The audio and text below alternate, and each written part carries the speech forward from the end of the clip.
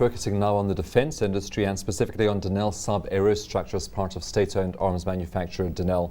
DSA specifically responsible for designing and making advanced aerostructures for the aviation industry. Joining me in studio is Ismail Dockrrat. He's the CEO of DSA. Ismail, thanks very much for coming in today. You took over as CEO earlier this year, and of course you've inherited a business that made a significant loss in the previous financial year, 328 million rand. What sorts of plans have been put in place to turn this around? Well, firstly, just to explain the reason for these high losses, one of the reasons has been the global economic crisis. The other is that we've had a major delay in one of our main programs, which is the A400M program, where Airbus is our main customer. And then also we've had some legacy contracts that we've needed to restructure. So as a result of those, we've put a new turnaround plan in place for the company. And we're working very hard to restructure as we go forward. Let's talk about the Airbus A400Ms. Of course, I think Denel is one of only two companies globally outside of South Africa that outside of Europe, yes. Outside of Europe, that are involved in this. This is transport aircraft. Is this program back on track now that the recession is over? We believe it is. It's a very exciting program. It's the largest transport aircraft of its kind in the world. It's had some difficulties, and that's what resulted in the delays, but we believe the program is back on track, and we are very excited to be a partner to Airbus in this program. And I think it's a great achievement for our country that over the past couple of years we've been able to bring ourselves to the point where we are an accredited supplier to Airbus now. How lucrative are projects like the Airbus 400M for Denel? Well, in the short term, we have a number of challenges in terms of the contract, but we believe that through engagement with our customers as well as our shareholders, we are going to be able to restructure this, the current arrangements that we have in place, and in the long term, we believe that this will be an important investment for us. Of course, tough times really need tough decisions, and I think you've made some of them since starting there. Yes. You've been through a restructuring, you have been shedding staff. Yes. Is that done? Is there still more to be done there? We're mostly done with it. We've carried out most of the retrenchments. Some of it will stagger over the next couple of months. We are busy with a number of other restructuring actions, particularly with regard to our supply chain and our management of material costs. But by and large, most of the restructuring actions will be completed in the current financial year. And we're hoping in the new financial year to be able to go forward almost as a new organization. And of course you moved over to Denel Saab Aerostructures from Denel Aviation, and going forward you're also looking at shared services between those two divisions. How's that going to affect your bottom line? Well, it's an initiative across the Denel Group, and I think many companies which have a number of different operating entities are looking at the model where to reduce overhead costs.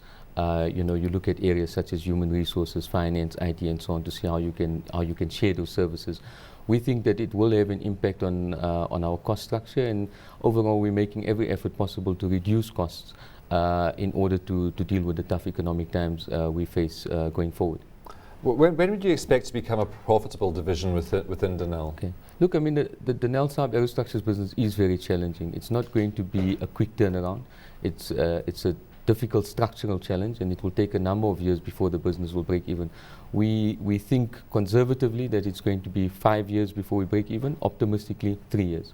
And you have the support from your parent company and also from the state, I presume, in this? We do have support. We are engaging with our shareholders. There still is the need to secure the funding for their turnaround plan, and of course it's very difficult. Government is also facing significant fiscal pressure. We are accountable to the taxpayers for the continued losses in this business. So it's a tough engagement, but we believe that it's a very constructive engagement. How important are companies like Denel and Denel Saab Aerostructures for South Africa, for the economy? Because we have lots of spending priorities, obviously healthcare, education, roads, things like that. Is it important to have a program like this in place? I believe it is, and I think that's the Denel view as well. Of course, it's very important to put infrastructure in place. These are the foundations for stabilizing our economy. At the same time, it's important to be undertaking investments that allow us to grow the economy.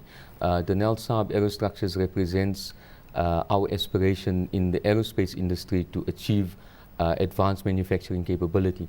And all the research and studies indicate that it's these kind of investments that in the long term generate jobs, generate exports, generate new knowledge, technology, innovation in the economy. So these are important things for us as we grow our economy.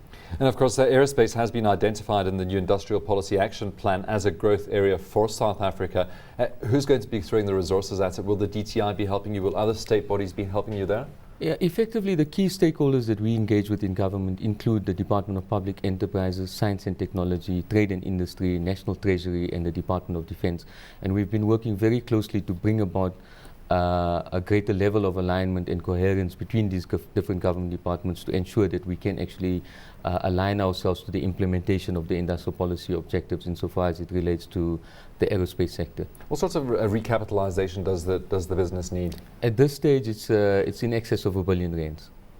Billion rands. And your project pipeline at this stage, what's sitting in there? Do you have other lucrative contracts such as the Airbus one waiting to come up? Sure. Look, we've got a couple of other contracts. We have business with Augusta Westland, a helicopter manufacturer based in Italy, part of the Finmeccanica group. We also have contracts with Saab, and we also supply the Gulfstream G150 with some components.